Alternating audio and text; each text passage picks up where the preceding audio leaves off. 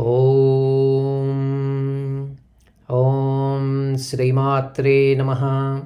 శ్రీ లలితా సహస్రనామ స్తోత్రం 156వ శ్లోకం. ప్రాణేశ్వరీ ప్రాణధాత్రీ పంచాశత్పీఠరూపిణి విశృంఖలా వివిక్తస్థా వీరమాతా వియత్ప్రసూః. ప్రాణేశ్వరీ శ్వాసక్రియ అన్నది జీవ వ్యాపారం, జీవి ఉనికికి సంకేతం. ప్రాణము, అపానం, వ్యానం, ఉదానం, సమానమన్నవి పంచవిధ వాయువులు. కృకరం, ధనుంజయం, కూహు, నాగా, శనివాళి అనునవి ఉపవాయువులు.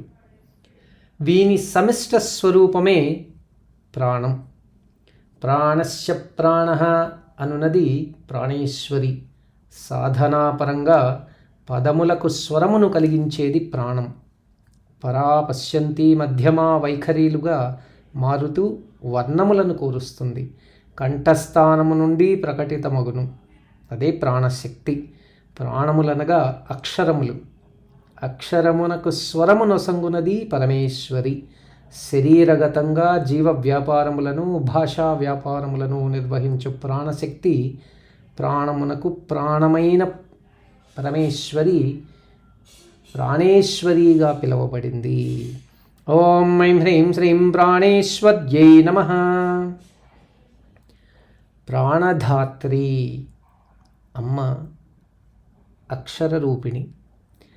సమస్త జీవ వ్యాపారములకు, జీవులకు వాయువుల రూపంగా ప్రాణాన్ని అందించున్నది. ప్రాణో హి భూతానామాయుః. సమస్త జీవులందు సంచరించు ప్రాణశక్తియే ఆయువు. శ్వాసల ప్రమాణమే జీవులకు ఆయుర్ధారం. జీవి తమ తమ కర్మ ఫలితములను అనుసరించి ఆయుకాలం నిర్ణయం జరుగుతుంది. ఆయువును నిర్ణయించున్నది అమ్మ. ఆయువే ప్రాణముగా పిలువబడుతోంది.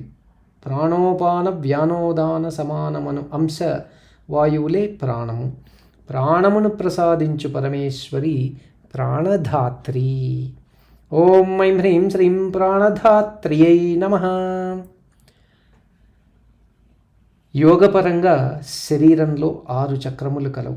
మూలాధారం నుండి బయలుదేరిన ప్రాణశక్తి స్వాధిష్టాన, మణిపూరక, అనాహత, విశుద్ధి, ఆజ్ఞాచక్రముల ద్వారా ప్రయాణిస్తుంది.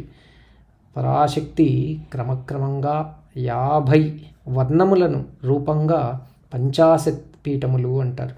కామరూపం, వారణాసి, నేపాలం, కన్యాకుబ్జం, కైలాసం, గోకర్ణం, ఉజ్జయిని, ప్రయాగ, హస్తినాపురం మొదలగునవి 50 శక్తిపీఠములు కలవు. యోగపరంగా అక్షరతత్వములకు 50, భౌతికంగా 50 శక్తిపీఠములు జగన్మాత స్వరూపాలు. అందుకే పంచాశత్పీఠ రూపిణిగా పిలువబడింది. ఓం ఐం హ్రీం శ్రీం పంచాశత్పీఠ రూపిణ్యై నమః. విశృంఖల. శృంఖలమనగా బంధనం. బంధనం లేకుండానది విశృంఖలం. రాగద్వేషములు, అరిషడ్వర్గములు, కర్మానుబంధములు మొదలగునవి తన్ను తాను తెలియగోరు జీవికి ప్రతిబంధకాలు. సాధనా ప్రక్రియలో అంతర్గతంగా ఏర్పడు బ్రహ్మ, విష్ణు, రుద్ర గ్రంథులు జ్ఞాన సాధనకు ఆటంకములు. వీటిని దాటుకుంటూ స్వరూప జ్ఞానాన్ని ఆర్జించు ధన్యులే సన్యాసులు, పరివ్రాజకులు, పరమహంసలు. వీరి యందు సదా ఉండునది, ఎటువంటి బంధములకు అంటక సాక్షి మాత్రంగా ప్రకాశించున్నది పరమేశ్వరి విశృంఖలాగా పిలువబడింది. ఓం ఐం హ్రీం శ్రీం విశృంఖలాయై నమః. వివిక్తస్థ.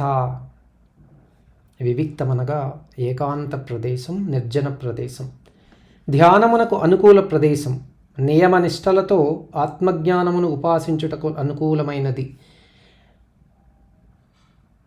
నదీ తీరములు, కొండ గుహలు, పుణ్యక్షేత్రములు సాధనమునకు ఉపయోగపడు ప్రదేశాలు. వియత్త అనగా ఆకాశం. ఆకాశం, గగనం, శూన్యం, అవ్యక్తం.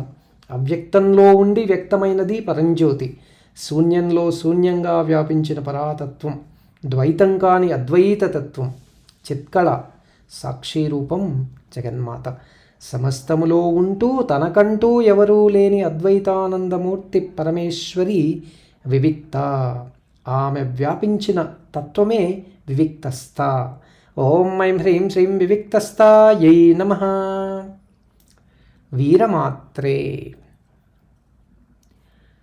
భండాసురవదయందు విఘ్నయంత్రమును భేదించిన వినాయకుడు, దక్షయజ్ఞమును నాశనం చేసిన వీరభద్రుడు, తారకాసురుని సంహరించిన కుమారస్వామి, దుష్ట శిక్షణలో అమ్మను అనుసరించిన దిక్పాలాది వీరులు జగన్మాత సంతానం. చంద్రుడు, స్కందుడు అంటే కుమారస్వామి, అగ్ని, దుర్వాసుడు, అగస్త్యుడు, లోపాముద్రలు మొదలగు వారు శ్రీవిద్యోపాసకులు. జగన్మాతను ఉపాసించుటలో వీరులు. నిర్జరారణ్యములో స్వరూప జ్ఞానోపాసనా తత్పరులకు పరివ్రాజకులు, సన్యాసులు, పరమహంసలు, సాధనాపరంగా వీరందరూ వీరులు. ఇటువంటి వీరాధి వీరులను కన్న జగన్మాత వీరమాత. ఓం ఐం హ్రీం శ్రీం వీరమాత్రే నమః. వియత్ప్రసూః. వియత్త అనగా ఆకాశం. ఆత్మాన ఆకాశసంభూతః అని శృతివాక్యం. పరాబిందువుకు సమానమైనది వికృతి. అహంకారం మహదహంకారం. మహత్తు నుండి ఆకాశం, ఆకాశము నుండి వాయువు, వాయువు నుండి అగ్ని, అగ్ని నుండి నీరు, నీటి నుండి భూమి జన్మించాయి. పంచభూతములు ఆవిర్భవించుటలో మొదటిది ఆకాశం. మహత్ అనగా చిత్కళాస్వరూపం. చిత్కళ యందు జన్మించినదే ఆకాశం. అందుకే చిత్కళారూపముగు జగన్మాత ఆకాశమునకు కారణమైనది. ఆకాశం గగనం శూన్యం మేరకు శూన్యత్వమునకు రూపము అమ్మ వియత్ప్రసూగా పిలువబడింది. ఓం ఐం హ్రీం శ్రీం వియత్ప్రసూవే నమః.